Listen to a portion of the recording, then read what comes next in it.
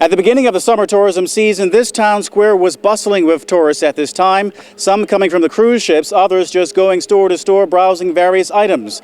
But now, if you look around, there's hardly a visitor in sight, causing one to wonder how this old town will fare during the upcoming winter months. Think of St. George's outside of the summer tourism season, and the phrase ghost town usually comes to mind. But if there was any panic for the East End's economic life going into the winter season, it didn't show on the face of St. George's Mayor Quinnell Francis, on the job for just 4 months. We're actually working with the Chamber of Commerce to try to drum up more business for the town, for the residents of St. George's and for the residents in the East End.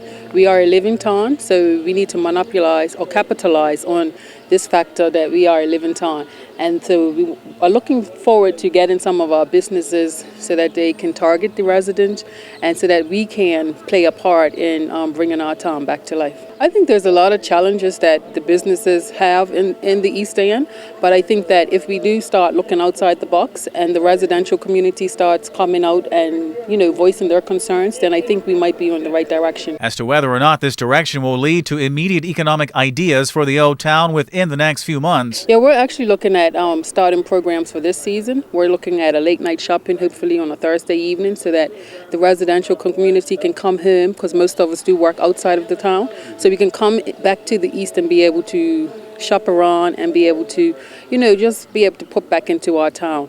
How has the government been treating you, your corporation? Oh, so far so good.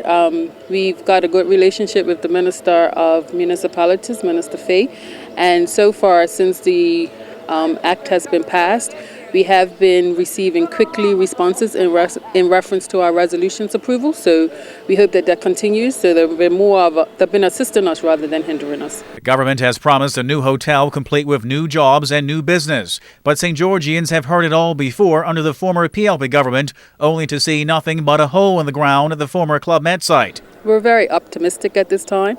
We're just waiting to actually talk with the developers. We haven't been involved with any of the talks, so we know just what the public knows at the moment. So we hope that the government will see fit to bring the corporation on board, because there are some issues that we should be discussing together. Coincidentally, while our cameras noticed the lack of tourists in the old town, a crew from the Bermuda Tourism Authority, the BTA, just so happened to turn up to scout out East End establishments, a part of a marketing program.